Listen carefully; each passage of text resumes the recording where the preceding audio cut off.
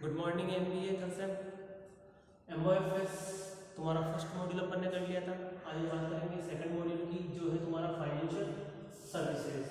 Financial services कौन कौन provide करता है, क्या उनके चैलेंज है, क्या उनके ट्रेंड है, क्या इश्यूज है, उन सब के बारे में डिस्कस करेंगे। ठीक है, इस मॉड्यूल में डिस्कस करेंगे। पहला तुम्हारा फाइनेंशियल सर्विसेज में पहला कौन होता है, कॉमर्शियल बैंक।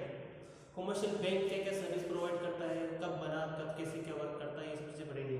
देखो, कॉमर्शियल बैंक को नॉर्मली ये कहते हैं जो इंस्टीट्यूट फाइनेंस इंस्टीट्यूट कह रहा हूँ, फाइनेंस इंस्टीट्यूट जो प्रॉफिट मेकिंग है, यानी कि जिसका काम ये है कि मुझे प्रॉफिट कमाना।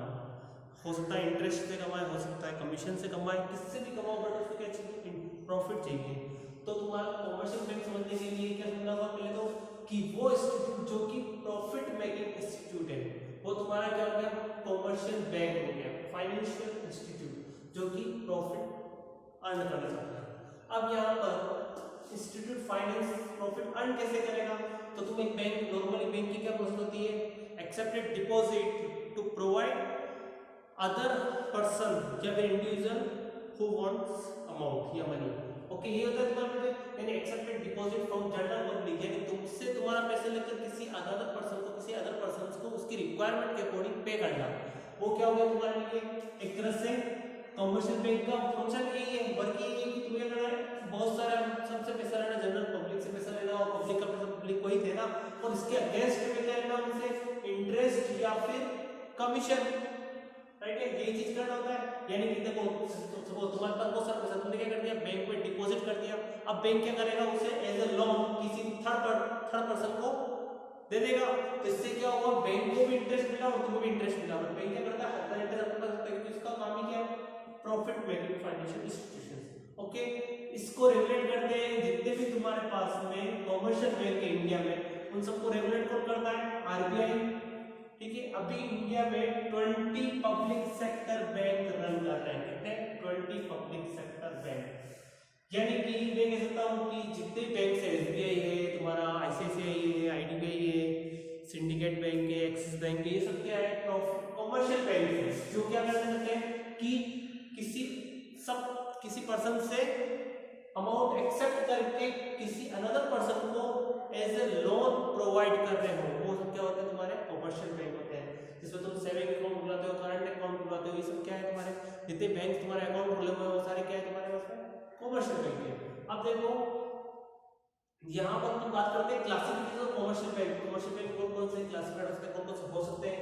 पहला होता है शेड्यूल्ड बैंक, यानी कि कॉमर्शियल बैंक में पहला क्या होता है, शेड्यूल्ड बैंक, यानी कह सकते हैं कि वो बैंक जिनको जो इंक्लूड हो इसमें second schedule of RBI act 1934, यानी कि 1934 जो एक्ट है तुम्हारा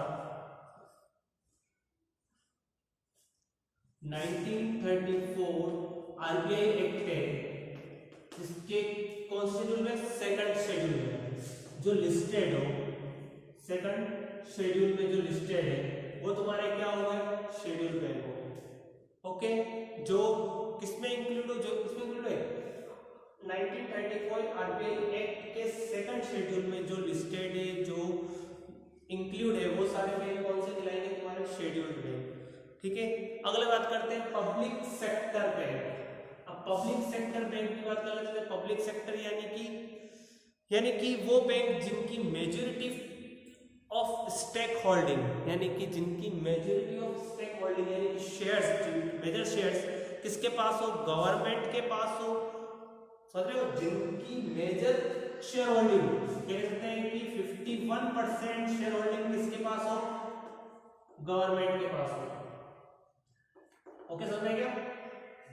अब वो बैंक जिनकी 51% शेयर होल्डिंग किसके पास है, गवर्नमेंट के पास है। कौन कौन से बैंक होते हैं तुम्हारे, public sector, SBI, PNB, syndicate bank, union bank of India, ये सारे क्या होंगे तुम्हारे पब्लिक सेक्टर बैंक है, क्योंकि इनकी 51% स्टेक होल्डिंग किसके पास है, गवर्नमेंट के पास है। अगला तुम्हारे पास क्या हो गया, public sector bank. Public sector bank कौन से होते हैं, जिनकी 51% शेयर होल्डिंग, जिनकी 51% शेयर होल्डिंग किसके पास हो, किसी प्राइवेट इंडिविजुअल्स के पास हो या फिर इंस्टीट्यूट के पास हो, वो सब क्या हो गए तुम्हारे प्राइवेट सेक्टर बैंक। इनकी 51% शेयर होल्डिंग किसके पास है, किसी इंडिविजुअल के पास है, यानी किसी व्यक्ति के पास है, किसी फर्म के पास है, तो वो सब क्या होगा तुम्हारे लिए प्राइवेट सेक्टर बैंक। इंडिया में प्राइवेट सेक्टर बैंक कौन कौन से भी तुम्हारे पास, ICICI bank, IDBI bank, HDFC bank, Axis bank, ये सब क्या है तुम्हारे पास में प्राइवेट सेक्टर बैंक है। अगली क्या है फॉरेन बैंक, यानी कि फॉरेन बैंक क्या होते हैं जिनका head office out of country हो, यानी कि इंडिया में उनका हेड ऑफिस नहीं है, बाहर है, बट यहाँ पर उनकी क्या है ब्रांच है, समझ रहे हो, यहाँ पर उनकी ब्रांच है पर उनका हेड ऑफिस जो है वो कहाँ है, इंडिया से बाहर है। वो सारे क्या कहलाएंगे तुम्हारे फॉरेन बैंक। फॉरेन बैंक में कौन कौन सा सकते हैं तुम्हारे पास में, city bank, second chartered bank, bank of Tokyo limited, ये सारे क्या होंगे तुम्हारे पास में फॉरेन बैंक, जिनका हेड ऑफिस कहाँ है, इंडिया से बाहर है। ठीक है, अब non schedule bank, schedule bank में क्या था, वो बैंक जो आरबीआई एक्ट 1934 की सेकंड शेड्यूल में लिस्टेड हो या फिर इंक्लूड हो। तो नॉन शेड्यूल में क्या होगा, जो आरबीआई एक्ट 1934 के सेकंड शेड्यूल में लिस्टेड नहीं है, वो सारे क्या हो गए नॉन शेड्यूल बैंक। ऐसा में यानी कि पहला तुम्हारे पास क्या हो गया शेड्यूल बैंक जो आरबीआई एक्ट 1934 की शेड्यूल सेकंड शेड्यूल में लिस्टेड हो। सेकंड क्या हो गया पब्लिक सेक्टर बैंक जिनकी 51% स्टेक होल्डिंग किसके पास हो, गवर्नमेंट के पास है। प्राइवेट सेक्टर बैंक जिनकी 50% स्टेक होल्डिंग किसके पास हो, किसी इंडिविजुअल के पास है या किसी प्राइवेट फर्म के पास है। फॉरेन बैंक जिसका हेड ऑफिस का हो, आउट ऑफ इंडिया हो। और नॉन शेड्यूल बैंक में क्या हो गया 1934 की सेकंड शेड्यूल में वो बैंक जो लिस्टेड नहीं है उन्हें क्या बोलेंगे नॉन शेड्यूल बैंक। ये कंप्लीट हुआ तुम्हारे पास में। ये सब क्या हो गए तुम्हारे कॉमर्शियल बैंक कि कॉमर्शियल बैंक होते क्या है, कैसे उनका काम क्या होता है, कि कौन रेगुलेट करता है, क्या क्लासिफिकेशन से, ये सब हो गया कॉमर्शियल बैंक। अब सेकंड बैंक होता है तुम्हारे पास में डेवलपमेंट बैंक। डेवलपमेंट बैंक क्या होता है, यानी कि एक तरह से किसी भी डेवलपमेंट कह सकते हैं कि इंडस्ट्री डेवलपमेंट के लिए जो लोन प्रोवाइड करते हैं, जो तुम्हें फैसिलिटी प्रोवाइड करते हैं, वो सब क्या मानते हैं डेवलपमेंट बैंक है। देखो financial institution provide long term credit, यानी कि वो बैंक जो कि लॉन्ग टर्म क्रेडिट देते हो वो सब क्या कहते हैं तुम्हारे डेवलपमेंट बैंक। किसी डेवलपमेंट के लिए किसी को लोन दे रहे हैं, क्रेडिट पे दे रहे हैं पैसा, non as development financial institution. उनको अपन के नाम समझते हैं कि ये डेवलपमेंट फाइनेंशियल इंस्टीट्यूशन से सपोर्ट कैपिटल इंटेंसिव इन्वेस्टमेंट, यानी क्या करते हैं वो सपोर्ट करते हैं कैपिटल इंटेंसिव इन्वेस्टमेंट को। इसमें क्या हो गया लॉन्ग टाइम के लिए तुम्हें लोन प्रोवाइड करते हैं, वो भी लो कॉस्ट पर। इसका मीन्स क्या होगा कैपिटल इंटेंसिव इन्वेस्टमेंट मीन्स क्या होगा लॉन्ग टाइम के लिए तुम्हें लोन प्रोवाइड करते हैं, वो भी लो इंटरेस्ट रेट पर। ये अब देखो IFCI industrial finance corporation of India was set up in 1949, यानी कि इंडिया का फर्स्ट डेवलपमेंट बैंक कौन सा है IFCI industrial finance corporation of India. ठीक है, देन सेकंड तुम्हारे पास में आया था 1955।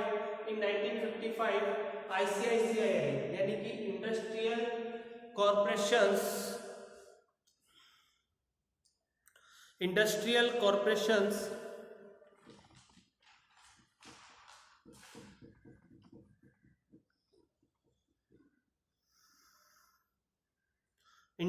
Credit and investment corporation of India. Industrial credit and investment corporation of India, ऐसे क्या होती है industrial credit and investment corporation of India. ऐसे कब आया था इंडिया में 1955 में।